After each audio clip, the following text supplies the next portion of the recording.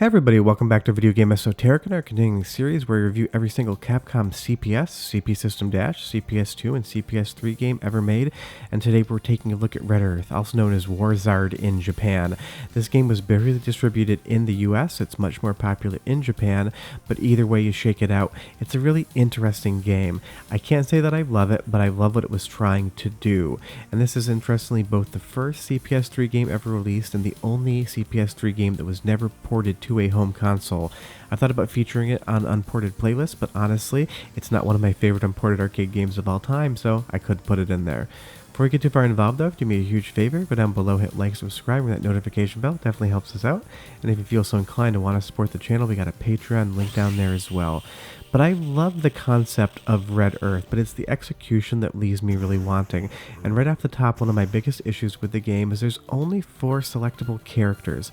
Now the way this game works is it is a fighting game, but it basically feels more like a boss rush fighting game than a traditional one-on-one fighting game. If you've ever played a beat 'em up game before, I'm sure you have, when you get to the end of the stage and fight the boss, this is what Red Earth feels like. But my biggest issue with the game is there's 8 non-playable bosses that you have to fight, and they're super interesting. Their design is incredible, their moveset's really fun, everything about them is really interesting. But Capcom, why did you not let us play as them? You only give us 4 characters to play as, but you've made so many other characters in the game. I want to be able to play as these monsters, not just the characters that are fighting against them. I think it's a really unfortunate design decision, and I'm not sure why they would have done that, because that's just never fun. Sure, if you have a single boss and you can't play as him or her, that makes sense. But when you're going to show me 8 really unique and individual characters that look awesome, and then you're going to tell me that I can't control them even though they exist, I think that's a really big bummer for sure. But you'll see at the bottom, the boss's life bar is not at the top, and that's definitely changing from a normal fighting game, and that's what makes this feel more like a boss rush fighting game. And you'll see we have our life bar at the top left. That does not fully refill between fights either. You get some of it back depending on what you've collected in the stage, because this game does have light RPG elements as well. You can level up your character and you can become immune to certain things.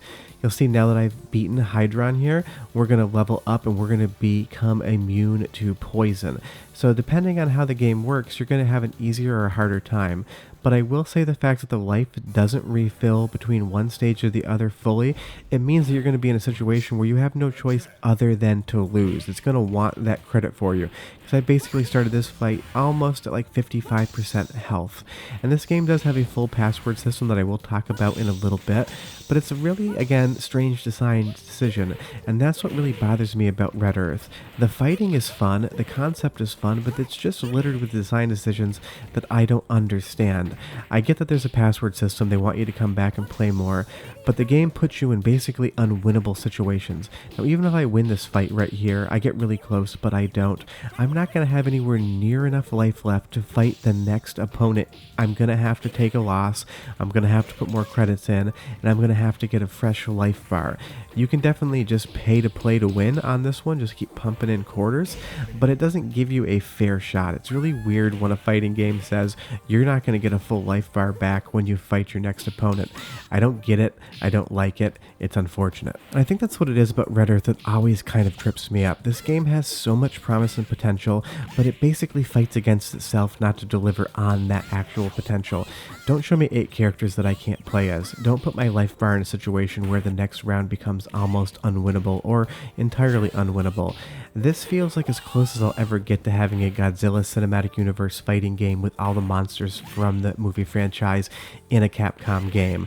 Obviously this isn't Godzilla, but it feels like that monster movie mashup that I've always wanted. And like I said, this game isn't a bad game. I know that I've been kind of ragging on it a little bit. The fighting is competent, but what I really love so much is the presentation, the sprites, the backgrounds, and just what the game's doing visually. Because moving on here to Hauser, we have a gigantic gigantic Tyrannosaurus Rex with ram horns. It's a huge sprite. It's all running at 60 frames a second. You get this nice rippling water effect. The artistic style in this game is absolutely spectacular, and I love it for that.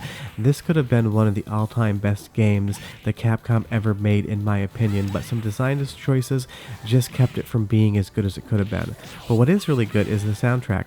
Go ahead and listen for like 30 to 45 seconds, and I'll come back and tell you more about why Red Earth was a missed opportunity. But enjoy.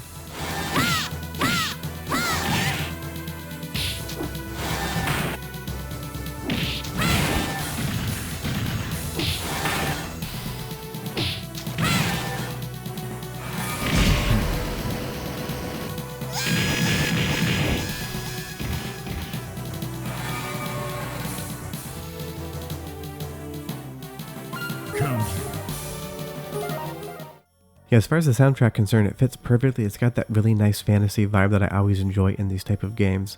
But you get a lot of story elements as well, and that's something that Red Earth does really well, is giving you motivations for why you're playing and giving you things to read and look at. Because this game does have multiple endings, depending on what character you choose and how many credits you use to get to the end of the game. You can get bad endings or worse endings or good endings for that matter. And interestingly enough, this is one of the few Capcom games to ever include fatalities. You can decapitate your enemy, you can cut them in half. But weirdly, it 1, never tells you can do this, and 2, not all of the characters actually have fatalities. And just like having 8 characters that you can't play as, it's odd having a feature that they don't tell you about, and also not all 4 of the characters can actually even utilize. I'm not sure if it's just because this was the first game and maybe they had to rush to finish it and didn't get a chance to program all the fatalities in, but it is a really weird thing.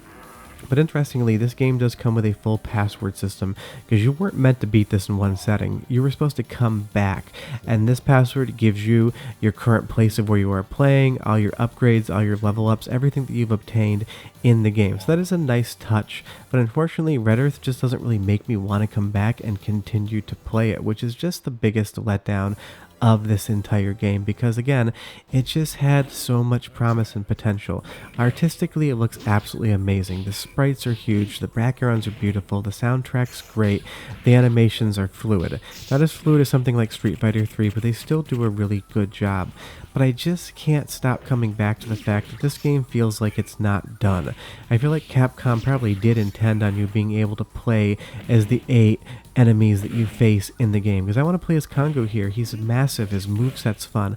I want to be able to use him against another one of the monsters that you're facing, and the game just refuses to let you do that. It doesn't let you have the fun you want to have with it, and I think that's the biggest sin that the game commits, is the sin of not fulfilling on the potential that's in front of you. But you do get a lot of good story elements at least. But yeah, that's Red Earth. It's the first game on the Capcom CPS III. Had a lot of potential, didn't deliver on it. Still worth checking out just to see all the awesome art. But I will be back next Wednesday with the final episode in our CPS review series. Then after that, I'm going to have to think of something new. Short of that, guys, do me a huge favor. Like and subscribe, ring that notification bell. And if you have any questions or comments, I'll leave them down below. But I'll see you guys next time. I've reached level 2. Bye-bye.